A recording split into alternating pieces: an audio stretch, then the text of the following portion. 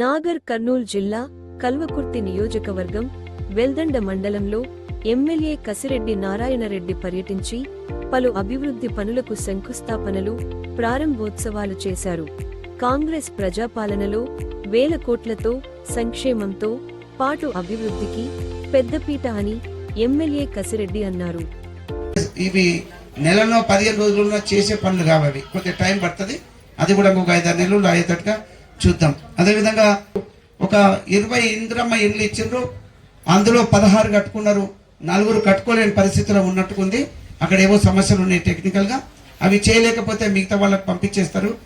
అదేవిధంగా ఇప్పుడు నేను ఇస్తున్నప్పుడు గ్రామంలో తిరుగుతున్నప్పుడు ఒక 3 పిల్లర్స్ లేపడము, తర్వాత స్లాబ్ వరకు వచ్చేసి వదిలిపెట్టినటువంటివి ఒక 3 ఉన్నారు.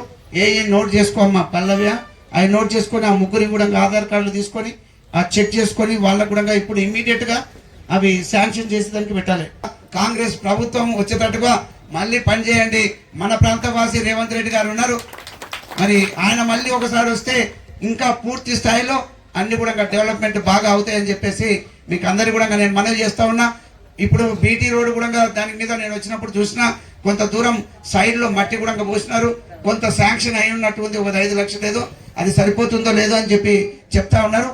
మరి దాన్ని కూడా దృష్టి పెట్టి చేస్తాం. బుట్టోన్ పెళ్లికి రోడ్ ఇస్తామని చెప్పేసి చెప్పినాం, దాన్ని పెట్టినాం. దాన్ని కూడా శాంక్షన్ చేయించడానికి కొంత టైం పడుతుంది. రోడ్ అంటే ఒకటే రోజులు అయిపోయేది కాదు, ఓ సంవత్సరంలో అది కూడా కంప్లీట్ చేస్తామని చెప్పేసి మీకు అందరికీ నేను మనవి చేస్తా ఉన్నాను. అందులో రోడ్లకే ఎక్కువ అమౌంట్ ఇందులోనే వచ్చిందని చెప్పేసి మీకు అందరికీ కూడా సమన్వయంగా మనవి చేస్తున్నా. అయినా కూడా సరిపోదు, ఇట్లాంటి రోడ్లు ఇంకా ఉన్నాయి ఈ కల్వకుర్తి కాన్స్టిట్యున్సీలో.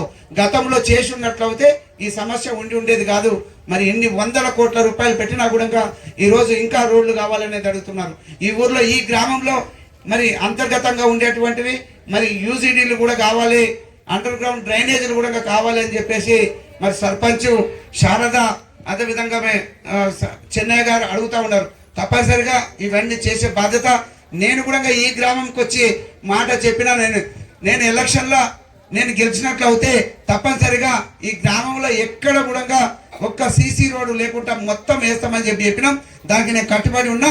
ఇంకేదైనా మిగిలి ఉన్నా కూడా అవన్నీ చేస్తాం. సాధ్యమైనంత వరకు అండర్ గ్రౌండ్ డ్రైనేజ్ కూడా కంప్లీట్ చేయడానికి ప్రయత్నం చేస్తామని చెప్పేసి ఈ సందర్భంగా తెలియజేస్తా ఉన్నాం. రేవంత్ రెడ్డి గారి నాయకత్వం